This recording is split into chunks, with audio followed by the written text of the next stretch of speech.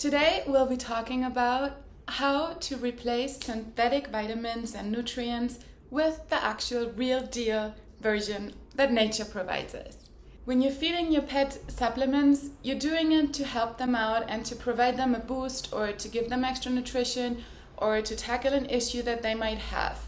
So you're thinking you're doing something good there. But synthetic nutrients are never the same as natural, actual food nutrients. Whether you're feeding a supplement as easy as something to help digestion, whether you're feeding something like calcium or you're feeding vitamin supplements, it is never going to be the same when it comes from a pill or from a capsule as it is when you feed it from a whole food source. The simple and sad truth is that synthetic vitamins and other nutrients cannot nourish your pet the way that actual food can. Additionally though, synthetic nutrients can actually harm your pet. So the one thing why they cannot nourish the way that actual food can is that in nature and in actual food, nutrients never are supplied one. There is never just calcium in something or just vitamin C or just vitamin D. Every nutrient comes with a plethora of other ingredients and cofactors like enzymes and other minerals, other vitamins, because every nutrient needs other stuff to be absorbed by the body. So that's one thing that synthetic nutrients are mainly missing, apart from the fact that they are never built the same way that actual nutrients are in food. Additionally, when you feed synthetic nutrients, they can clog the cell receptors because there is a lot of byproduct, there is a lot of synthetic stuff that the body can't recognize, that the body cannot use. So that is stored in the kidneys and the liver and sometimes gets into the bloodstream when the kidneys and liver have had too much. So these synthetic nutrients that you think help your pet can actually clog the cell receptors and then make it even harder for your pet to absorb any nutrients, even if you do switch to real food nutrients. So it's quite important to be very aware of what you're feeding and look at the structure of the nutrients that you are giving your pet. Even if your kibble or your processed food or your supplements say they are balanced or they're supplying a certain thing, first of all, don't forget, most nutrients do not survive any excessive heating. So any processed food is treated with intense heat and actual natural nutrients will not survive that. So it's always synthetic. And it will always have these downsides that I just spoke about. That also shows in the fact that a pet that eats processed food will always have bigger poops than a pet that eats raw food or home-cooked food, because in actual food, home-cooked or raw or whatever, the nutrients and the food will be absorbed because the pet's body knows how to handle it and knows how to take from it what it needs and doesn't need to flush so much waste out, which it does need to do when processed food is fed. So that's the downsides of synthetic nutrients and processed foods. But let's talk about how to get out of this little dilemma now and how to replace certain supplements with fresh food options, even if you cannot feed a whole meat-based diet. So now let's talk about how to replace those nutrients that you think you get from supplements by just adding whole food sources, which will supply the same thing but much better and actually absorbable. Let's start with any sort of liver tonics, any sort of like vitamin supplements. It is so easy to replace those with actual food just by feeding some organ meat. Organ meat is the easiest supply of multivitamins. You don't have to worry much. You just feed different organs over time, or you feed them in one meal, or however you can, whether it's dehydrated from canine India. It doesn't matter. As long as there's some organ meats in the diet, you do not have to worry about feeding multivitamin supplements or liver tonics. You just feed the actual food source. Another supplement that is fed quite often and that is also often disclaimed on kibble packs, especially for puppies or seniors, is calcium. Calcium is a widely available nutrient in food sources. in man-made synthetic nutrient supplements for calcium, there's usually calcium ascorbate or calcium nitrate or calcium something. That is not actually calcium. That is just a part that is made in a lab. And that is not going to do what you want, strengthen the skeleton, strengthen the teeth, strengthen the bones. Instead, it actually poses the risk of calcifying the arteries, which means the excess minerals that cannot be used because they do not have the correct ratios of other nutrients and they don't even supply the correct calcium form. These supplements can calcify the arteries, meaning that the minerals that are not able to be used by the body will clog the blood vessels, and that can actually lead to heart issues such as heart attacks. So the much easier and safer option, and 100% promise the option that your pet will enjoy much more, is feeding some bone. Bones supply the perfect ratio of calcium and phosphorus. It's a 2-to-1 ratio, and that's how they can absorb it. And if there's any excess, then you will just see that the poop gets a little bit white, because all the excess that they don't need can be swept out because they know how to deal with it, because it's natural.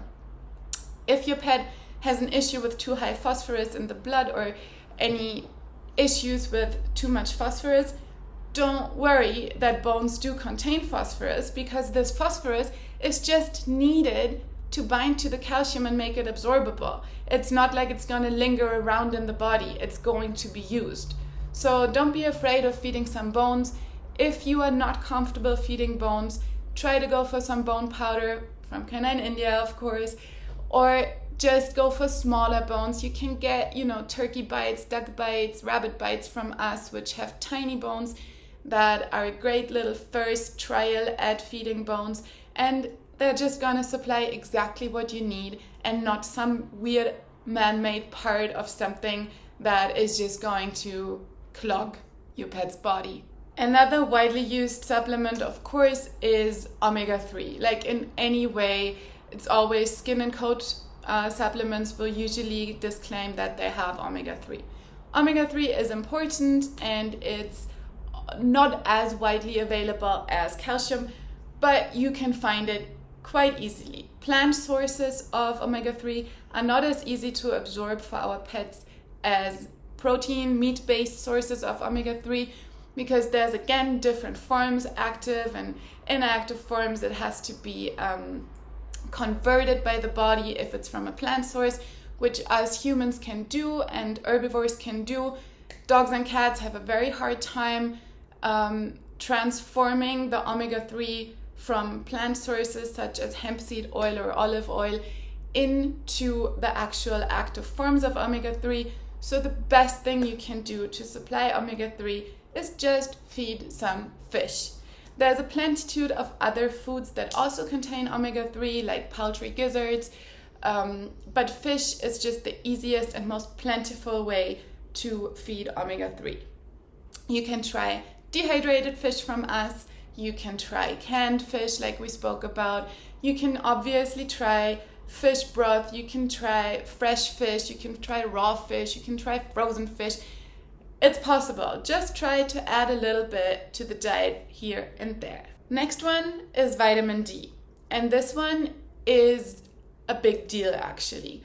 Vitamin D is called the sunshine vitamin because as humans, we can actually manufacture vitamin D in the body from exposure to sunlight. Our dogs and cats cannot do that, unfortunately. So we need to supply vitamin D with the diet. Now, there are plenty of vitamin D supplements, but vitamin D is an extremely complex vitamin.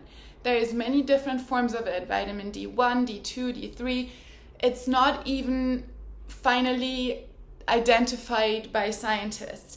It is called a hormone, it is called a steroid vitamin. There's no actual definition and no absolute knowledge of this vitamin D, but it is absolutely necessary in the diet. Actually, vitamin D synthetically is quite dangerous. It can easily cause toxicity if it's fed excessively. There have been many cases of kidney failure and actually dogs and cats dying in the past because kibble or other processed food had too high amounts of vitamin D, synthetic vitamin D, of course. So instead of opting for a vitamin D supplement, again, just go for whole food sources. Feed some whole fish like mackerel, feed some liver, try to get organ meat in the diet. Just try to stay away from synthetic vitamin D. Vitamin D actually synthetically is used in rat poison because it can attack the nervous system. That is how dangerous vitamin D can become. So be very aware of this. Go very slow with vitamin D supplements and just opt for the natural actual food sources of vitamin D. The easiest one would be chicken liver from some free-range chickens. You can get it from us dehydrated. You can get it from a farm or someplace that you have access to. Just try to stay away from supplements for vitamin D, please. The last thing for today is joint and hip supplements, which usually are just glucosamine and chondroitin. Those are nutrients that you can find in cartilage. Cartilage is the spongy tissue between the joints that cushions the joints and that constantly goes through a process of breakdown and repair.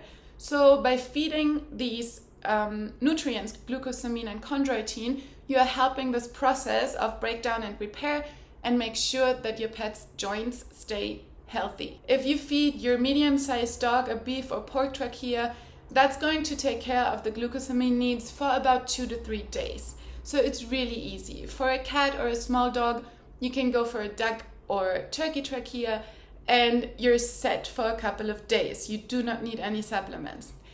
Other sources of glucosamine and chondroitin are, for example, any bones, any especially necks and feet or trotters. Those are great and have dense amounts of glucosamine and chondroitin, whether it's duck necks or chicken feet or cow trotters or any sort of stuff like that will supply the glucosamine and chondroitin you need. So by getting, for example, a couple of tracheas, a couple of poultry feet, and feeding those like 2 to 3 times a week, you're set. You don't need any glucosamine or joint or a hip supplement. Another fantastic thing to do for joints and hips is to feed fish cartilage. Fish cartilage supplies like a triple whammy super deal for joints and hips because not only is it rich in those nutrients, glucosamine and chondroitin, it also carries omega-3, which lubricates the joints. And of course, fish like duck and rabbit as well is a cooling protein, so you get the anti-inflammatory effect as well. So there you can see it's pretty easy to stay away from these harmful synthetic nutrients and instead just go for natural food sources. And they will make your pet much happier, much healthier, and thus hopefully also make you much happier once you see your pet thrive.